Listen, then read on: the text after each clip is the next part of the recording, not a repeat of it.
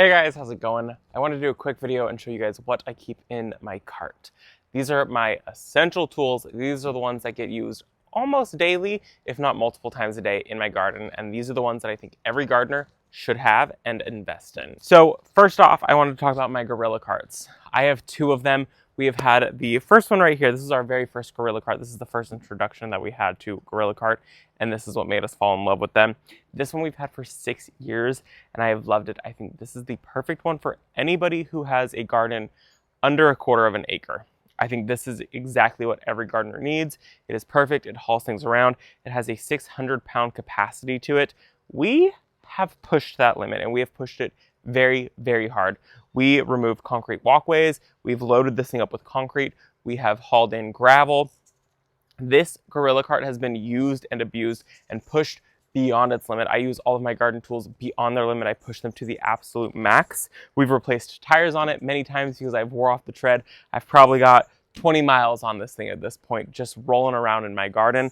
This is my favorite garden tool, is a Gorilla cart. It also does come in a larger size, but the larger size is pretty often actually out of stock. We got that one off of Amazon. This one sells out on Amazon all the time.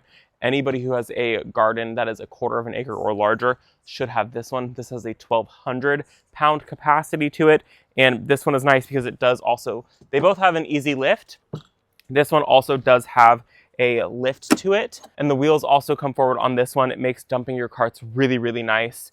I mean, you can see there is a bow to my Gorilla cart because of how much we have used this thing and how much we have pushed. I think this one is perfect for anybody with a small garden. Honestly, we still have a small garden. We're at 1/4 of an acre, and I would definitely buy this one again. This one is really nice though. The plastic on it is a little bit more rigid, and you can put a lot more weight in here, and we have used and abused this one also. Next on my list, kind of in the theme of carts, is a good bag. And I have two of these bags. These are the Fiskars Pop Up Bags. And I love them. I will say the fabric on them is a bit brittle, so I only have one handle on these that still works. The other handles have, that one just finished falling off. The fabric becomes very, very brittle on these, but they last so long. They're very, very strong, and it's a really good size. I do like this one because it has a hard bottom to it. There's not fabric on the bottom. I do have one that has fabric on the bottom, and it's a smaller bag. I do like that one, but I think it has a time and place, and this one also has a time and place in the garden. I have two of these. We have used and abused them. I like them because they also fold up for easy storage. My only gripe on these ones is the fabric, and then I wish that it had clasp. Instead, it has these little eye hooks that you have to put on here. But like I said, I've got two of them, and when this one bites the bullet and dies, I will buy a third one because I love these so much. They're just so handy in the garden, just to pick up any debris that you have in the garden or anything like that. Like I said, my only gripe is the fabric and the clasp, but this is one that I would buy again. The next one that I think every gardener should invest in is a really good pair of pruners. I love the Felco pruners. I have right here the Felco 5s. This was my first introduction to Felcos. I like them. I love the price point on these. They're a really good pruner. I've had these for 5 years, and I've only replaced the blade one time on these, and I just absolutely love them. They're my favorites. I also have here, these are the Felco 2s. These are really nice. They also make another Felco that is a left-handed one. I'm left-handed, but I do kind of prefer the right-handed pruners. But these just feel really, really nice. They're very, very smooth.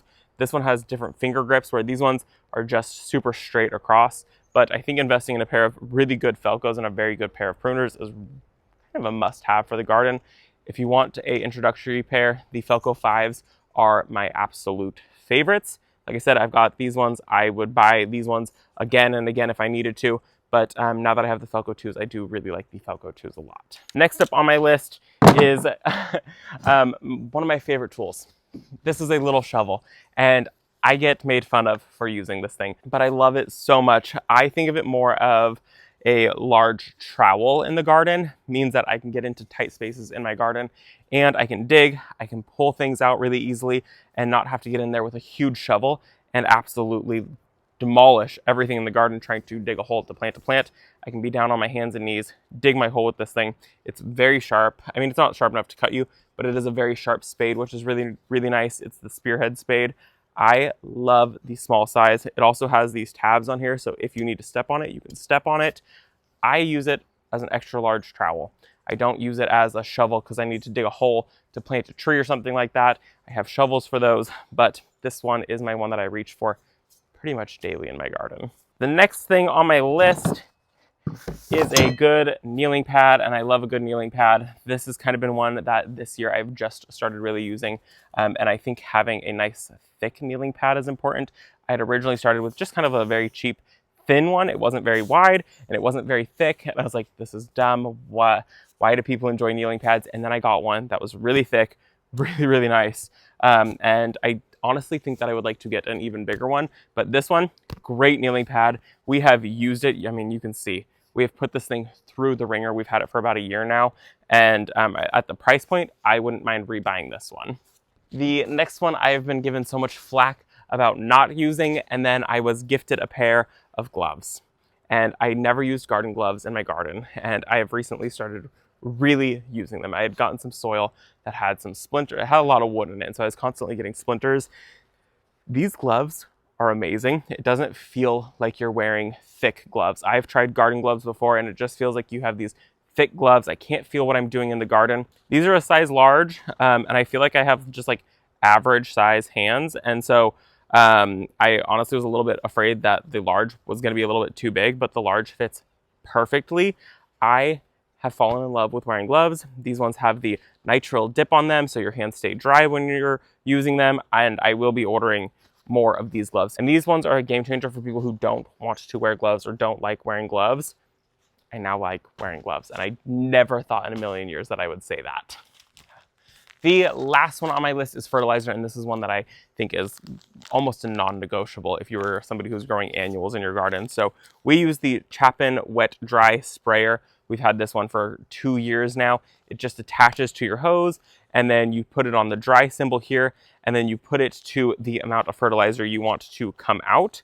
And the amount of fertilizer you want to come out depends on which fertilizer you buy. We have switched to the Miracle-Gro packets. We have seen a huge improvement in our plants just switching to these, and this is so much more affordable than the other fertilizer that we were using. We were originally using the Proven Winners water-soluble fertilizer. It was always out of stock, or it was very expensive when it was in stock.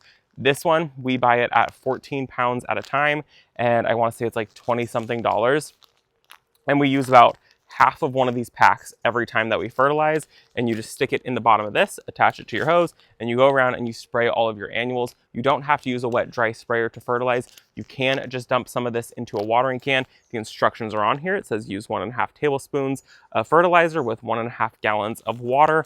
And we do this once a week, every Friday. Our plants get fertilizer, and make sure that you are mixing it at the correct rate.